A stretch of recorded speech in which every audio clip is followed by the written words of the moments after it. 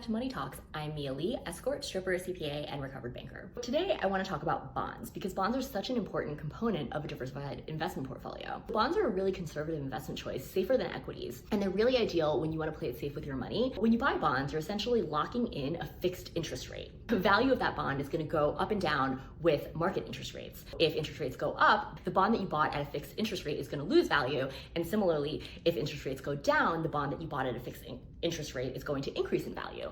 Generally, I wouldn't recommend buying individual bonds except treasuries, but we're going to talk about that a little bit more later.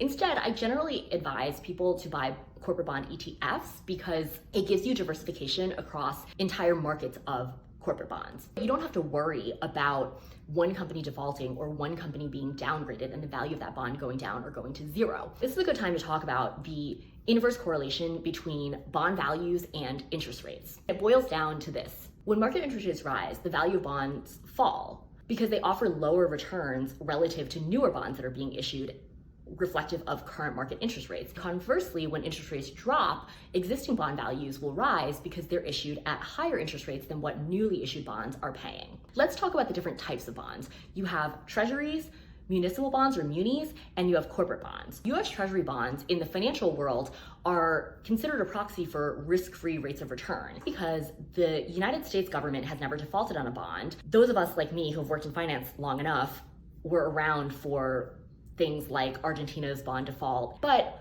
if you buy US Treasury bonds are actually used as a proxy for risk-free rates of return across the world. And that's for a few reasons. It's because the dollar is the reserve currency of the global economy and global trade. Because the dollar is so strong and relatively stable compared to other currencies, US government treasury bonds tend to be considered very, very safe. Now, in addition to treasuries, we have municipal bonds or munis, and these are issued by states and cities and counties in order to fund public projects like roads, schools, and hospitals. But the interest income from municipal bonds has a really cool feature in that it's exempt from federal income taxes. In some states and cities, the interest is also exempt from state and local taxes if you live in that jurisdiction, but that's going to vary from jurisdiction to jurisdiction. That's a really important consideration if you're someone in a higher income tax bracket because the tax adjusted rate of returns on munis might actually be higher for you because you're saving so much money on taxes because of the tax exemption on municipal bonds interest. And finally, we have corporate bonds. Corporate bonds are what most people think of when they think of bonds. These are debt securities issued by for-profit companies with the goal of raising capital. These are going to carry the highest risk relative to municipal bonds and treasuries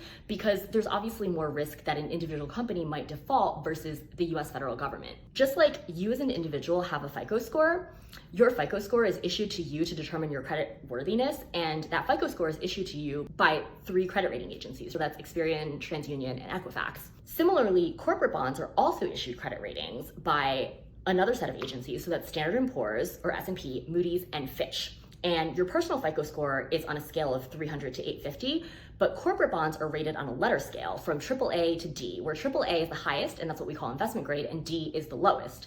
There are also bonds that are so risky that they're unrated. You can think of this like a bank issuing a loan to someone with a better credit score versus a worse credit scores. Banks typically charge higher interest rates to borrowers with lower credit scores because they're considered riskier people to lend to. Similarly, investors are going to demand a higher yield from bonds with a lower credit rating because those bonds are going to be considered more risky and there's a higher chance of default. With bonds, just like stock investments, diversification is very, very important. One method of diversification that's unique to bonds is something called bond laddering. Bond laddering is an investment strategy used to manage interest rate risk and maintain a steady flow of income.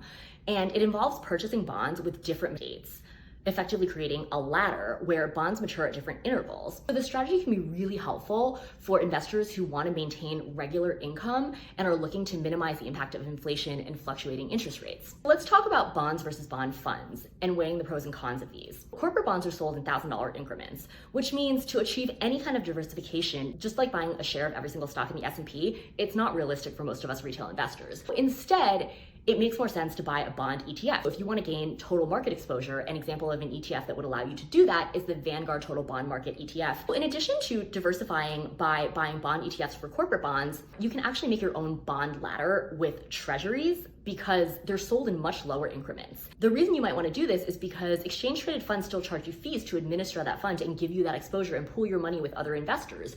Treasury bonds are sold in $100 increments, which is much lower than the $1,000 increments that corporate bonds are sold in. You could do so directly through the US Treasury. There's a platform called Treasury Direct, and it's a federal government sponsored platform where you can buy and manage your Treasury securities. There are 3 types of Treasury securities. We have Treasury bonds, which usually carry a maturity of between 20 and 30 years. That's very long term. And then we have Treasury notes, which are medium term maturity. And then we have Treasury bills, which are short term. You can actually go on Treasury Direct and build your own ladder of Treasury securities. And you can do so in increments of $100. This is much more sustainable and affordable for retail investors.